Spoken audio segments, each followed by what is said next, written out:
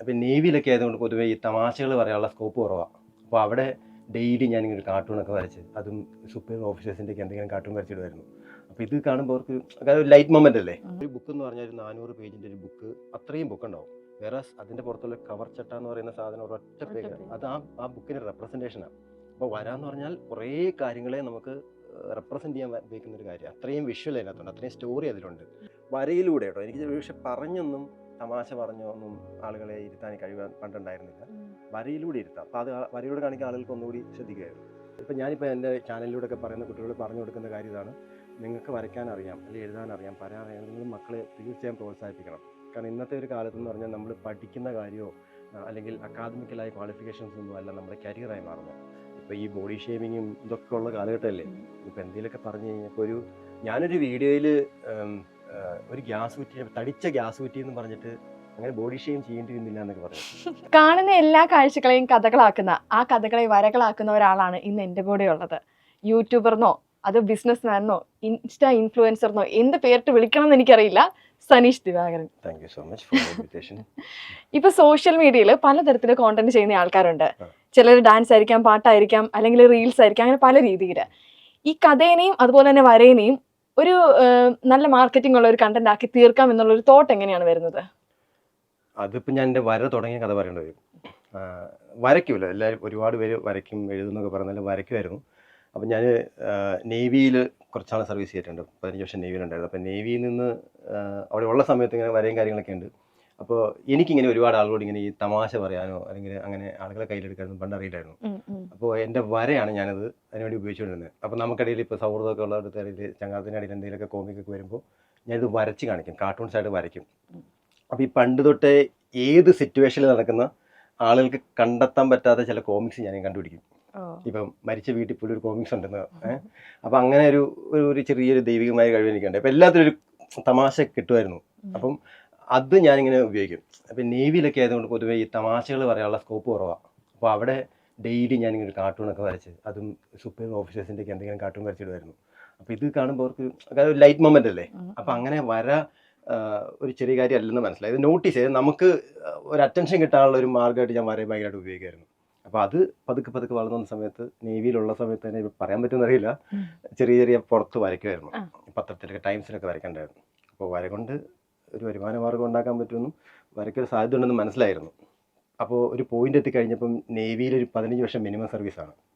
15 വർഷം കഴിഞ്ഞ് എന്ത് ചെയ്യുന്നുള്ളതിൽ ചിന്തയുണ്ട്. നമുക്ക് അറിയാമല്ലോ, 15 വർഷം കഴിഞ്ഞ് ഇറങ്ങുവാണെങ്കിൽ ഒരു നെക്സ്റ്റ് ജോലി പുറത്തൊക്കെ ഇറങ്ങി കഴിഞ്ഞാൽ പാടാം.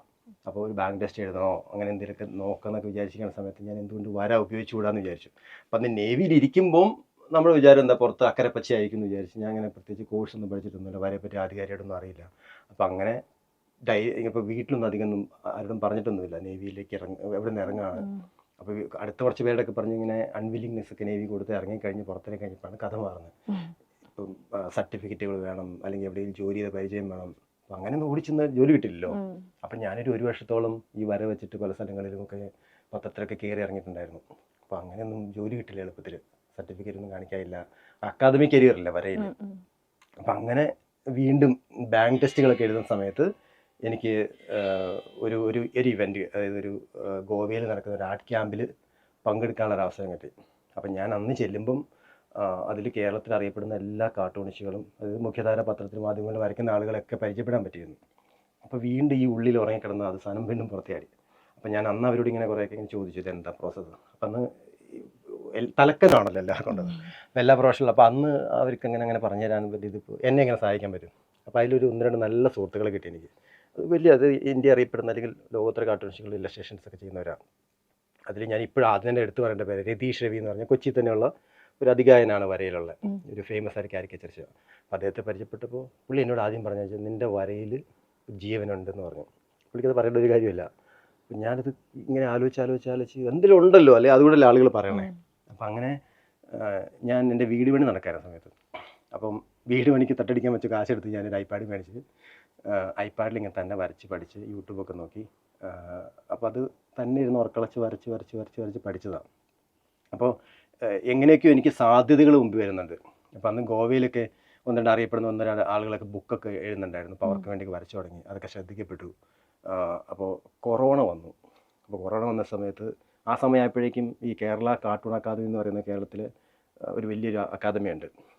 അറിയപ്പെടുന്ന എല്ലാ കാർട്ടൂണിസ്റ്റുകളെയൊക്കെ ഒത്തുകൊണ്ടുപോകുന്ന ഒരു അക്കാദമിയാണ്. അപ്പോൾ ആ അക്കാദമിയിൽ എനിക്ക് ഇച്ചിരി മെമ്പർഷിപ്പ് കിട്ടി. അപ്പം അന്ന് ഞാൻ വളരെ യങ് ഏജാണ്. അപ്പോൾ അത് എനിക്കൊന്നുകൂടി ഒരു ചാൻസസ് തരുമായിരുന്നു. അപ്പം അന്ന് ഈ കൊറോണ ഭയങ്കരമായിട്ട് മുറിച്ചിരിക്കുന്ന സമയത്ത് കേരളത്തിലെ എല്ലാ ജില്ലയിലും പോയി കാർട്ടൂൺ മതിൽ വരയ്ക്കാമെന്ന് പറഞ്ഞ് കേരള സർക്കാരുമായിട്ട് ഉള്ളൊരു ഒരു അക്കാദമിയുടെ ഒരു കോർപ്പറേഷൻ ഉണ്ടായിരുന്നു.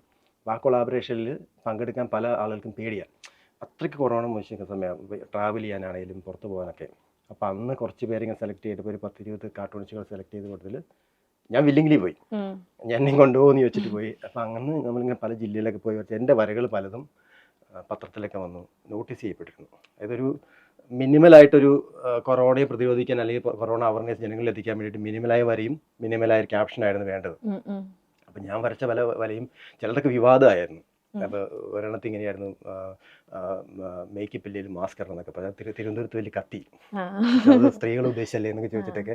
അപ്പം അങ്ങനെ ഞാൻ എങ്ങനെയൊക്കെയോ ശ്രദ്ധിക്കപ്പെട്ടു. അത് വലിയ ദൈവാനുഗ്രഹം എന്ന് പറഞ്ഞാൽ ഇപ്പോൾ അതങ്ങനെ വര കൊണ്ട് എന്തെങ്കിലുമൊക്കെ ചെയ്യാൻ പറ്റുമെന്ന് മനസ്സിലായി. പിന്നെ എനിക്കിങ്ങനെ വെറുതെ അപ്പം അങ്ങനെ എന്തെങ്കിലും സോഷ്യൽ മീഡിയയിൽ വരച്ചിട്ട് ലൈക്ക് മേടിക്കുന്നതൊക്കെ അതിലെനിക്ക് താല്പര്യമില്ലായിരുന്നു. അപ്പോൾ വരച്ച് 4 കാശുണ്ടാകും, കാരണം വേറെ വരുമാന മാർഗ്ഗമില്ല. അപ്പോൾ അവിടെ നിന്ന് ഇറങ്ങി, നേവിയിൽ നിന്ന് ഇറങ്ങി, ഭാര്യയും കൊച്ചൊക്കെ ഉണ്ട്, ജീവിക്കണ്ടേ. അപ്പോൾ അത് ഞാനിങ്ങനെ കുറച്ചുകൂടെ പ്രൊഡക്റ്റീവായിട്ട് ചിന്തിച്ചപ്പോൾ സാധ്യതകൾ ഒത്തിരി ഉണ്ടെന്ന് മനസ്സിലായി. അപ്പോൾ അതായത് നമ്മൾ എന്തെങ്കിലുമൊക്കെ ചെയ്യുമ്പം ഇപ്പോൾ എന്ത് ചെയ്തു, ഇപ്പോൾ ഞാനൊരു പാട്ട് പാടുക, അപ്പോൾ അത് എൻ്റെ ഒരു സാറ്റിസ്ഫാക്ഷൻ വേണ്ടി ഞാൻ പാടുന്നു. ഇപ്പോൾ താനൊരു പാട്ട് പാടി നല്ലതെന്ന് തോന്നി യൂട്യൂബിൽ അല്ലെങ്കിൽ ഇൻസ്റ്റാഗ്രാമിൽ പോസ്റ്റ് ചെയ്തു, നമുക്ക് അറിയുന്ന നമ്മളെ ഇഷ്ടപ്പെടുന്ന ഒരു ലൈക്ക് അടിക്കും.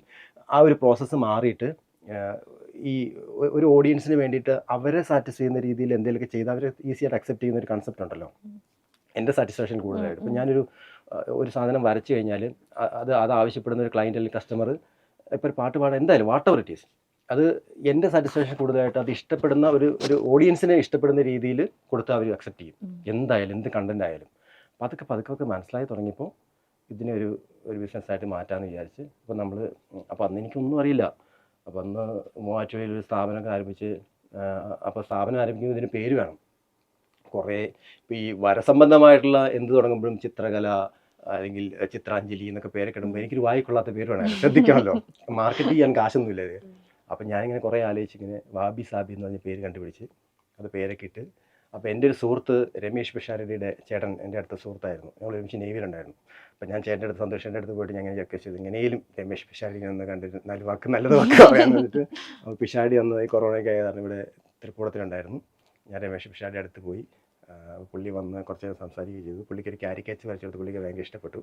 ഞാനത് ഫോട്ടോയൊക്കെ എടുത്ത്, കാരണം അങ്ങനെ വീഡിയോ ഒന്നും പുള്ളി തരാൻ പറ്റില്ല, ഒരു ഫോട്ടോ ഒരുമിച്ച് തരാമെന്ന് പറഞ്ഞു. അപ്പം ഞാൻ ആ ഫോട്ടോ ഒരു 10 അടി വലുപ്പത്തിൽ ഫ്ലെക്സ് അടിച്ച് എൻ്റെ സ്ഥാപനത്തിന് പുറകെ കെട്ടി തൂക്കി, ബാബി സാവി മൂവാറ്റുപുഴ ചിരിച്ചു, ഇത് ലോകം മൊത്തം ചിരിക്കും എന്നൊക്കെ പറഞ്ഞ് എൻ്റെ കൂടെ കേൾക്കുന്ന ഫോട്ടോ ഒക്കെ ഇട്ട്. അപ്പോൾ എൻ്റെ മാർക്കറ്റിങ്ങിന് വേണ്ടിയിട്ട് ഞാൻ എൻ്റെ കൂട്ടുകാരിങ്ങനെ ഓരോ കടകളിൽ ഇങ്ങനെ പറഞ്ഞു വിടും. ഇത് പറയാം, അങ്ങനെ വാബി സാബിയെ പറ്റി ചോദിക്കാൻ പറയാം. അപ്പോൾ അവരിങ്ങനെ വാബി സാബി ചേട്ടാ വാബി സാബി അറിയോ? ഇല്ല മോനെ അറിയില്ല. ആ ചേട്ടൻ അറിയില്ലേ എന്നൊക്കെ ചോദിക്കും. അവർക്ക് വൈകുന്നേരം എന്തെങ്കിലും മേടിച്ചു കൊടുത്താൽ മതി. അപ്പോൾ വീണ്ടും അവൻ 2 ദിവസം കഴിഞ്ഞ് വീണ്ടും അവന് കയറും. അപ്പോൾ ഇങ്ങനെ പറഞ്ഞു കൊടുക്കും ഇതിൻ്റെ സ്ഥലത്താന്നൊക്കെ. അങ്ങനെ വായുമഴയുള്ള പരസ്യം വഴിയൊക്കെ നമ്മൾ പിടിച്ചതാണ്. അത്യാവശ്യം ഒത്തിരി ഉടായ്പം കയ്യിലുണ്ടെങ്കിൽ പിടിച്ചു നിൽക്കാൻ നെഗറ്റീവ് ആയി പോകും. ഉടായ്പ മാർക്കറ്റിംഗ് ടെക്നിക്ക് പല രീതികളും നമ്മൾ പരീക്ഷിക്കണമല്ലോ. അപ്പൊ ഇവിടെ നമുക്ക് ലക്ഷങ്ങൾ മുടക്കി മാർക്കറ്റിംഗ് കാശില്ലായിരുന്നു. അപ്പൊ നമ്മുടെ ലോക്കൽ മെത്തേഡ് ഉപയോഗിക്കണമെന്നുള്ളൂ. അപ്പൊ അങ്ങനെ ആളുകൾ പതുക്കെ ശ്രദ്ധിക്കണ്ടായിരുന്നു. പിന്നെ ഈ കാരിക്കേച്ചറൊക്കെ വരയ്ക്കാനായിട്ട് ഇപ്പോൾ തനിക്കിപ്പോൾ തൻ്റെ ഒരു ബർത്ത്ഡേ വന്നു, എല്ലാവർക്കും പേഴ്സണൽ ഇവൻറ്റുകളുണ്ടാവും. അപ്പം ഒരു സംരംഭമായിട്ട് മാറ്റാവുന്ന രീതിയിൽ ഇപ്പോൾ തനിക്കൊരു സുഹൃത്തിനൊരു കല്യാണം വന്ന് എന്ത് ഗിഫ്റ്റ് കൊടുക്കും. അപ്പം നമ്മളൊരു കൊടുക്കുന്ന എല്ലാം മെറ്റീരിയൽ ഗിഫ്റ്റുകളല്ലേ. അപ്പോൾ ഞാൻ അവനൊരു പാത്രം കൊടുത്തു, വാച്ച് കൊടുത്തു, എന്ത് കൊടുത്താലും കുറേ നാൾ ഉപയോഗിക്കും. That becomes A material. അപ്പോൾ അത് എവിടെയെങ്കിലും ഒന്ന് എടുത്ത് വെക്കുക, സൂക്ഷിക്കുക, ഫോട്ടോ, അങ്ങനെയല്ലേ. പക്ഷേ പുള്ളിയായിട്ട് കണക്ട് ചെയ്യുന്ന ഒരു ചിത്രം വരച്ചു കൊടുത്താൽ അതൊരു കോമിക്കായി പെട്ടെന്ന് പുള്ളിയെ കണക്ട് ചെയ്യാൻ പറ്റുന്ന രീതിയിൽ അങ്ങനെയാണ് ഈ കാരിക്കേച്ചറുള്ള സാധ്യതകൾ നോക്കിയത്. അപ്പോൾ ഒരു പേഴ്സണലൈസ്ഡ് ഗിഫ്റ്റായിട്ട് ഇതിങ്ങനെ വരച്ചു കൊടുത്തു. ഇപ്പോൾ അത് ആളുകൾക്ക് ഇപ്പോൾ താനിപ്പോൾ ഒരു ഫ്രണ്ടിന് ഒരു ഗിഫ്റ്റ് കൊടുക്കുമ്പോൾ അതൊരു പാക്കറ്റ് പൊതിഞ്ഞ് കൊടുക്കുമല്ലേ. അപ്പോൾ നേരെ വെച്ചൊരു ഫ്രെയിമായി ഒരു കാരിക്കേച്ചർ കൊടുക്കുമ്പോൾ ഒരു ഫൺ മൊമെൻറ്റ് ക്രിയേറ്റ് ചെയ്യാൻ കൊടുക്കുമ്പോൾ അത് കുറച്ചുകൂടി അത് വാല്യുബിൾ ആവും, അത് എവിടെയെങ്കിലും സൂക്ഷിക്കാനൊക്കെ ഉണ്ടാവും. അപ്പോൾ അതങ്ങനെ വർക്കൗട്ട് ചെയ്ത് ഡെവലപ്പ് ചെയ്തു, സ്ഥാപനമാക്കി മാറ്റി, ബിസിനസ്സാക്കി മാറ്റി. അങ്ങനെയാണ് വാബി സാബി ഡെവലപ്പ് ചെയ്തത്. എൻ്റെ 4 ചോദ്യങ്ങളുടെ ഉത്തരമാണ് ചേട്ടൻ ഒറ്റയടിക്ക് പറഞ്ഞത്. എളുപ്പമാക്കി ഞാൻ ആദ്യം ചേട്ടൻ്റെ വീഡിയോസ് ഒക്കെ കാണുന്ന സമയത്ത് ഈ കഥകളൊക്കെ പറയുന്ന ഒരു രീതി ഉണ്ടല്ലോ. അപ്പൊ നമ്മൾ മനസ്സിലിങ്ങനെ ആലോചിക്കും, ആളുടെ പ്രൊഫഷൻ മിക്കവാറും ഒരു സാറായിരിക്കും, ഇങ്ങനെ സംസാരമൊക്കെ കേൾക്കുമ്പോഴത്തേനും ഒരു സാറിന്റെ ടച്ച് ഉണ്ട്. ഒരു കോളേജ് പ്രൊഫസർ ഒക്കെ ആയിരിക്കും എന്ന് ഞാൻ വിചാരിച്ചത്. കഴിഞ്ഞ ദിവസം ആ ഒരു വീഡിയോ, നേവിയുടെ ഒരു വീഡിയോ, 15 വർഷമായിട്ട് നേവിയിലാണെന്ന് പറഞ്ഞ ആ ഒരു വീഡിയോ വന്നപ്പോഴാണ് നേവി ആണല്ലേ എന്നൊരു റിയലൈസേഷൻ ഉണ്ടാവുന്നത്. ശരിക്കും പ്രതീക്ഷിക്കണേ ഇല്ല. ഞാൻ അങ്ങനെ നെഗറ്റീവായിട്ട് പറഞ്ഞതല്ല, സംസാരിക്കുന്ന രീതി കുറച്ചുകൂടെ ഒരു ടീച്ചർ അങ്ങനെ പറഞ്ഞു തരുന്നു, മനസ്സിലാക്കി തരുന്നു, ആ ഒരു രീതിയിൽ ഫീൽ ചെയ്തിട്ടുണ്ടായിരുന്നു. ഇപ്പം അത്ര ഒരു സ്റ്റേബിൾ ആയിട്ടുള്ള ഒരു പ്രൊഫഷനിൽ നിന്ന് ഒരു ഫുൾ ടൈം ആർട്ടിസ്റ്റ് ആകുമ്പോഴത്തേനും കുറെ അധികം പ്രശ്നങ്ങൾ ചിലപ്പോൾ നേരിട്ടിട്ടുണ്ടായിരിക്കും. അതുപോലെ തന്നെ അതിന് കുറെ അധികം നല്ല കാര്യങ്ങളും ഉണ്ടായിരിക്കും. അതെന്തൊക്കെയാണ് പ്രശ്നങ്ങൾ? ഈ പ്രധാനമായിട്ട് ഇതാണ്. നമുക്കൊരു ഇപ്പം ഞാൻ എന്തൊരു ജോലിക്ക്, ഇപ്പം ഞാനൊരു പ്രൊഫഷണൽ ജോലി, അതായത് ഇപ്പോൾ ഒരു ടീച്ചർ ആവാനോ ഒരു ഡോക്ടർ ആവാനോ ഒക്കെ ഒരു കോഴ്സ് അല്ലെങ്കിൽ പിന്നിലൊരു അക്കാദമിക് കരിയർ എന്തായാലും ആവശ്യമുണ്ടല്ലോ. ഇപ്പം നിങ്ങൾ റേഡിയോ RJ ആവാനായിട്ട് അതിന് പിന്നിലും ഇല്ലേ? അപ്പോൾ പക്ഷെ വരാന്നൊക്കെ പറഞ്ഞാൽ വളരെ ലോക്കലൈസ് ചെയ്തിട്ട് ഒരു പ്രൊഫഷനായി മാറുക. വരാന്ന് പറയുമ്പോൾ ആദ്യം വരുന്നത് എന്താണ്? ഇപ്പം മതിലിലൊക്കെ പെയിന്റ് അടിക്കുക, അതൊക്കെയാണ് ചിന്തിക്കുന്നത്. അതിനപ്പുറത്ത് ഇന്ന് ഡിജിറ്റൽ വേൾഡ് ഒത്തിരി മാറി. നമുക്ക് ചുറ്റും ഇപ്പം നിങ്ങളൊരു മാർക്കറ്റിങ്ങിന് ഇറങ്ങിയാൽ പോലും അതിലൊരു ഇല്ലസ്ട്രേഷനോ അല്ലെങ്കിൽ ഒരു ഡിസൈനിങ്ങോ ഒക്കെ വരുന്നത് വരയിലൂടെയാണ്. അപ്പോൾ അതിൻ്റെ സാധ്യത അത്രയും ഉണ്ട്. അപ്പോൾ ഇത് ആൾക്ക് അറിയില്ലാത്തതുകൊണ്ടാണ്. അപ്പം ഞാൻ കോഴ്സ് ഒന്നും പഠിച്ചിട്ടില്ലെങ്കിലും നമുക്ക് അത്രയും പാഷനാണ്. അതായത് എനിക്ക് ഈ ഭിത്തിയിൽ പോയി വരയ്ക്കാനോ മതിൽ പോയി വരയ്ക്കാനൊക്കെ അതിലേക്കാളും കുറച്ച് ഇതിൻ്റെ സാധ്യത. ഇപ്പം ഈ ആനിമേഷൻസ് ഒക്കെ നമ്മൾ കാണുമ്പോൾ ആളുകളെ കൺവിൻസ് ചെയ്യുന്ന രീതിയിൽ ഈ വരയുടെ പ്രത്യേകത വെച്ചാൽ ഇപ്പം ഒരു എഴുത്തുകാരനെ സംബന്ധിച്ച് അല്ലെങ്കിൽ നിങ്ങളെപ്പോലെ നറേറ്റ് ചെയ്യുന്നവരെ സംബന്ധിച്ച് കുറേ കാര്യങ്ങൾ പറഞ്ഞാലാണ്. ഇപ്പോൾ ഒരു ബുക്ക് എന്ന് പറഞ്ഞാൽ ഒരു 400 പേജിൻ്റെ ഒരു ബുക്ക്, അത്രയും ബുക്ക് ഉണ്ടാവും. വേറെ അതിൻ്റെ പുറത്തുള്ള കവർ ചട്ട എന്ന് പറയുന്ന സാധനം ഒരൊറ്റ പേജ്, അത് ആ ബുക്കിൻ്റെ റെപ്രസെൻറ്റേഷനാണ്. അപ്പോൾ വരാന്ന് പറഞ്ഞാൽ കുറേ കാര്യങ്ങളെ നമുക്ക് റെപ്രസെൻറ്റ് ചെയ്യാൻ ഉപയോഗിക്കുന്ന ഒരു കാര്യം. അത്രയും വിഷ്വൽ അതിനകത്തുണ്ട്, അത്രയും സ്റ്റോറി അതിലുണ്ട്.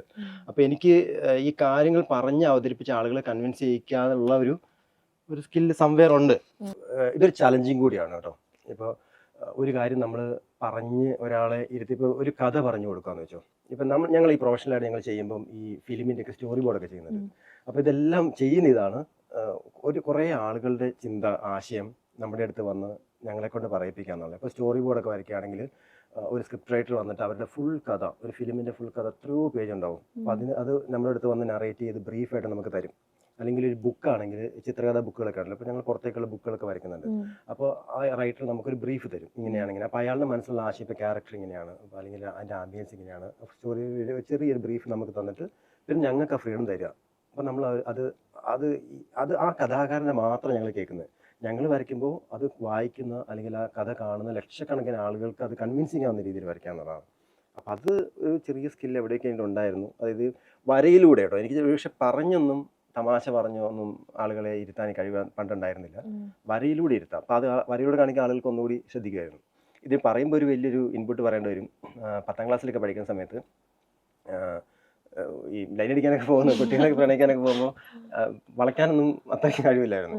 അപ്പോൾ നമ്മുടെ കൂടുതൽ മിടുക്കന്മാരായ പിള്ളേർക്കൊക്കെ പ്രണയമുണ്ട്. അപ്പോൾ എനിക്ക് ഇതിൻ്റെ സ്പാർക്ക് വരുന്ന വെച്ചാൽ ഞാനിങ്ങനെ ഇങ്ങനെ കാർട്ടൂൺ മത്സരം നടക്കുകയാണ്.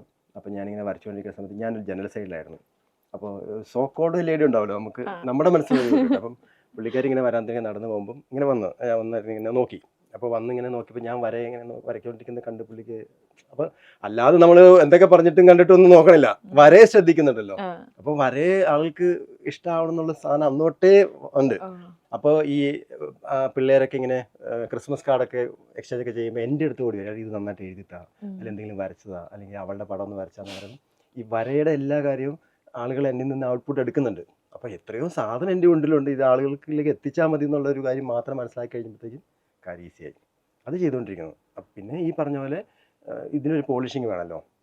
അപ്പോൾ എനിക്ക് ഞാനൊന്നും പഠിക്കാത്തത് കൊണ്ടും പിന്നെ ഞാൻ ആദ്യം മുമ്പേ പരിചയപ്പെട്ട വലിയ വലിയ ആർട്ടിസ്റ്റുകൾ, ഇപ്പോൾ ഈ കാർട്ടൂൺ അക്കാദമി എന്ന് പറഞ്ഞാൽ അതിൽ അംഗത്വം വന്ന സമയത്ത് പ്രൊഫഷണലായ ആളുകളെ കണ്ടപ്പോൾ അവരുടെ വരകളെ കണ്ട് പഠിച്ച് ഇതെല്ലാം ഞാൻ കണ്ടുപഠിച്ചതാണ്.